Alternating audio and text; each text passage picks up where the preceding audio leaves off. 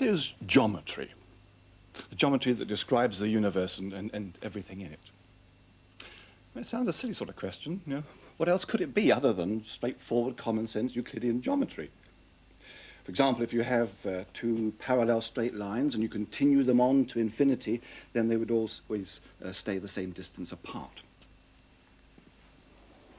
As for triangles, well, the sum of the angles of the triangle all add up to 180 degrees. And it doesn't matter what the shape of the triangle is or its size, you always get 180. As for circles, well, the circumference of the circle is 2 pi times the radius r. And again, it doesn't matter what the size of the circle is, you will always get 2 pi r. So that's Euclidean geometry. But there are situations where that kind of geometry doesn't work. And suppose, for example, you're trying to circumnavigate the globe. There you're confined to a curved surface, and Euclidean geometry doesn't work there.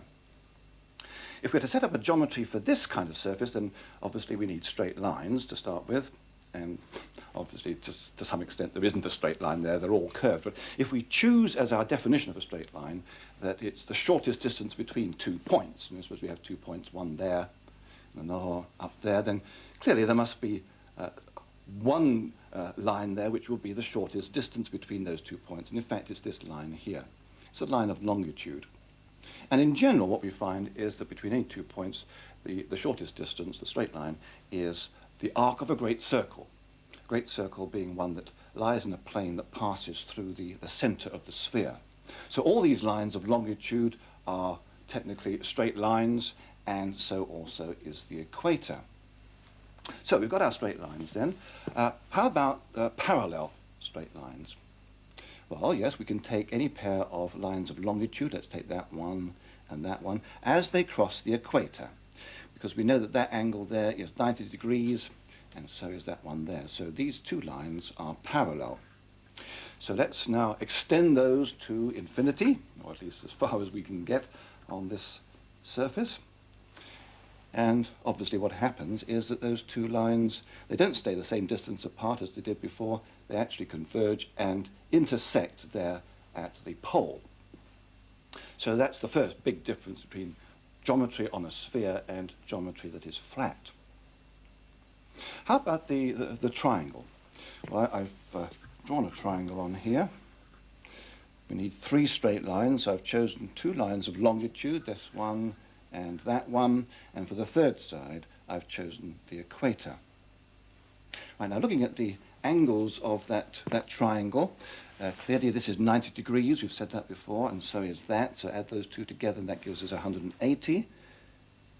But you know, we've still got to add in that angle there, so whatever that might be, it's obviously going to end up more than 180 degrees, the sum of the angles of that triangle. In fact, that is true not only of this triangle, but of any triangle that we draw there. It always comes out to be more than 180 degrees.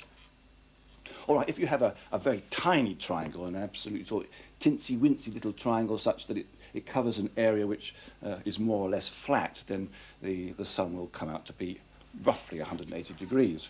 But it will still, strictly speaking, be a little bit more. Right, thirdly, what about a circle? Well, let me draw a circle on here, and to make things simple, let me just draw it to be the same radius as we had here. So we'll take the pole as being the center of the circle, and I swing this round, and lo and behold, the circle happens to be the equator, right? So the equator is the circle of radius r that we had before.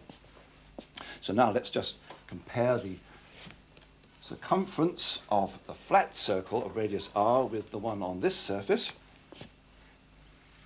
Well, as you see, there's no comparison at all. The circumference of the equator is obviously much smaller than we've got here. And of course it has to be when you come to think about it, because you know, this radius is curved.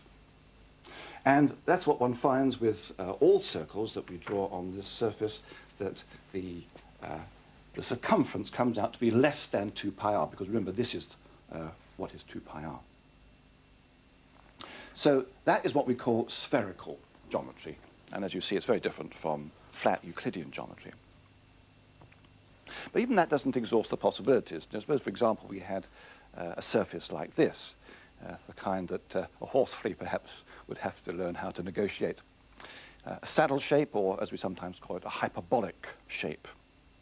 Well, again, the first thing we have to do is to identify straight lines. And again, we use the convention that it's the shortest distance between 2 points, so that gives us some straight lines. How about parallel straight lines? Well, there are a couple down here. That one and that one. They are parallel. And if we follow that through, well, you see that, again, they don't stay the same distance, and neither do they intersect with each other as they did on the sphere. They diverge. So that's a big difference from the sphere.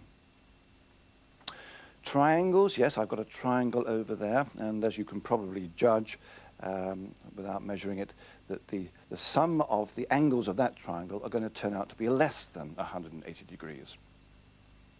All right, now you might think that I'm cheating a bit, because you might think, well, he's actually only got one decent straight line there. The other two are curved, and he's deliberately curved them in order to make the sum come out less than 180 degrees. But actually, that's just a trick of the perspective. If I swing things round a bit, you'll find that that straight line begins to look curved, and the line on the left now begins to be the one that looks like a straight line. So what I'm saying is that you must be very careful not to go by appearances and stick by the convention that these lines are the shortest distance between 2 points.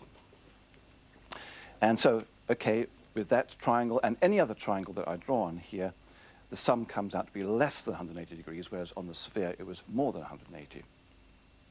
Finally, how about a circle? Well, let me again draw a circle on our curved surface with the same radius as we had originally, and we'll take the point here in the middle as being our central point, and well, as you see, I've already drawn that circle in there. This is the circle. And so what I have to do now is compare that new circle with our flat one. If I just clip that in there, I think you'll agree that's a pretty good fit, that side.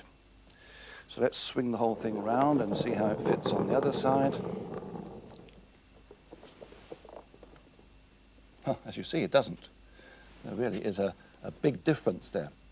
And again, I'm not cheating. If I take our radius, you'll see that it really is a circle of radius r again.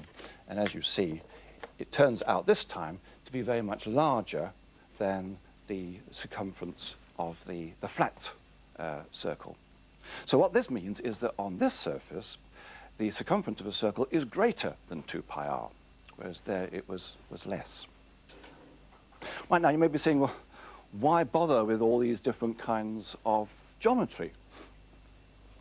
Well, the point is this, that it could well be that Euclidean geometry does not apply to the universe. Now, I glibly started off by saying that these two lines, if stretched to infinity, would remain the same distance. But how do we know that? You know, we've never actually ever stretched lines to infinity. As far as we know, if we actually did the experiment, we might find that they intersected like they did on the sphere, or diverged as they did on that hyperbolic surface. As for triangles, well, yes, if I measured these angles, I'd find that they come to 180 degrees, as precisely as I can measure it. But this is a small triangle, you know, compared to the size of the universe. And we saw on the sphere that if you had a very tiny triangle, then even there you would get roughly 180 degrees. What would happen if we had a huge and absolutely gigantic triangle? Suppose, for example, that's us on our galaxy, and we had another observer on a different galaxy, and yet a third one over there on another galaxy. And suppose each of us took lines of sight to the other two galaxies and then measured the angle between the two. And then somehow we pooled our results and added the three angles together. What would we get? Would it be 180, or would it be something somewhat larger, as we got on the sphere, or smaller, as on the saddle? We don't know. We haven't done it. And as for the circle, okay, it's roughly as close as one can say 2 pi r. But again, if we had an absolutely huge circle, what would we get then? We don't know. In fact, we do not know what the geometry of the universe is. It's one of the big problems of cosmology. Well, fortunately, we don't have to go out there and measure these huge triangles and circles. We can adopt a different tack. Instead, we can go for that feature of the universe which determines what the geometry shall be. And that's the density of matter and energy. Now, when we look at the matter that we can see and we add up the amount of it, the luminous matter tied up in the stars, it actually doesn't come to very much. The average density based on that is very small. It's a very dilute universe. And on that basis alone, one would assume that the geometry would be hyperbolic. But we have to be careful. As you know from chapter 2, luminous matter is not the whole story. There is also dark matter there. We can't see it directly, but there are indications of it, and those indications show that there's a lot of it. In fact, more of it than the luminous matter. And who knows? It could be that there's so much dark matter there that it actually tips the scale over so that the geometry becomes one of those other two. We simply do not know what the geometry is. But there's one thing we do know, and that is that this universe is expanding. And so whatever the geometry will be, it'll be an expanding geometry. Either spherical expanding geometry, or it could be flat expanding geometry, or it could be hyperbolic expanding geometry.